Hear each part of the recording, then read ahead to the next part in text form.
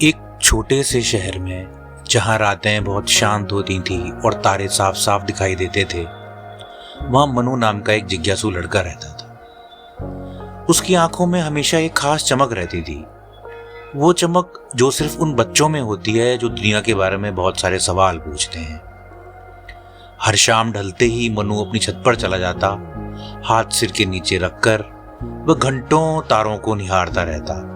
उसके मन में एक के बाद एक सवाल उठते कि ये तारे कौन हैं, इतनी दूर हैं फिर भी इतने चमकीले कैसे, चांद कभी पूरा कभी आधा कभी पतली सी रेखा, इसका राज क्या है। लेकिन जवाब देने वाला कोई नहीं था। एक शाम माँ ने मनु को घर के पुराने कोने में रखे एक लकड़ी का बक्सा दिया। उस पर धूल जमी हुई थी, लेकिन नक्काशी अभी भी बहुत खूबसूरत थी। माँ बोली, मनु, ये तुम्हारे दादाजी का है। वे कहते थे जब किसी के मन में आसमान को समझने की चाह हो तभी इस बक्से को खोलना। मनु ने उत्सुकता से यह बक्सा खोला। अंदर पुरानी किताबें, तारामंडलों के नक्शे और सबसे नीचे मखमली कपड़ों में लिपटी हुई एक पुरानी चमकीली दूरबीन। उस पर नाम उकेरा हुआ था गोलू। मनु हंस पड़ा। दूरबीन का नाम भी कोई होता है क्या? और वह दूरबीन लेकर छत की ओर दौड़ पड़ा। रात गहरी हो चुकी थी। मनु ने दूरबीन अपनी आंखों से लगाई और आसमान की तरफ देखा। तभी एक मीठी गुनगुनाती हुई आवाज उसके कानों में पड़ी। अरे मनु, कितने साल बाद किसी ने मुझे उठाया है। अंधेरे में अकेले पड़े रहना कितना मुश्किल होता है, क्या तुमको पता है? मनु के हाथ कप गए। ये कौन बोल रहा है?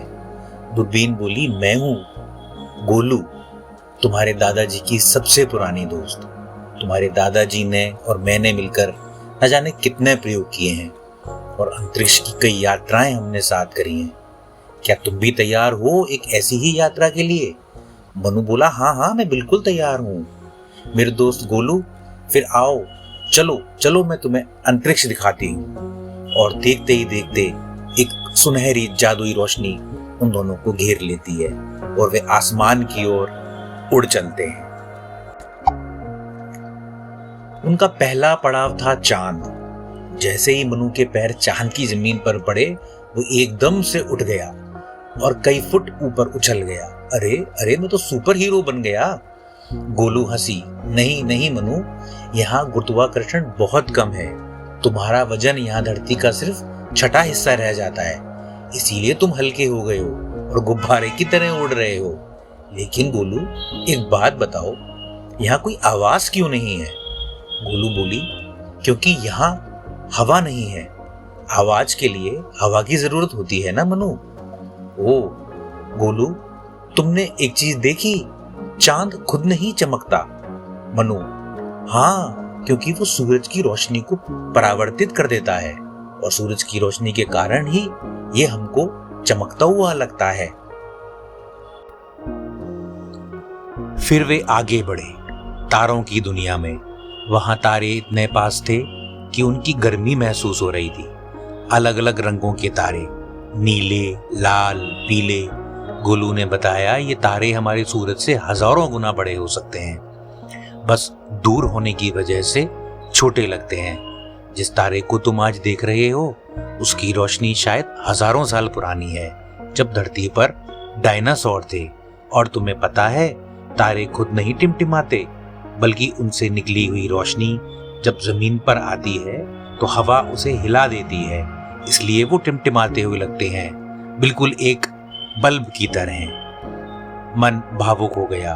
दादाजी भी तो ऐसे ही हैं, दूर चले गए पर उनकी यादें अभी भी चमक रही हैं। वापस लौटते हुए उन्होंने भारी अंतरिक्ष से अपनी प्यारी धरती को देखा। नीली, हरी, सफेद बादलों से ढकी अंतरिक्ष के अंधेरे में एक जीवित सांस लेता गोला मनु धीरे से बोला, वाह, हमारी धरती कितनी खूबसूरत है। गोलू बोली, हमारी पृथ्वी बहुत ही सुंदर नीला ग्रह है।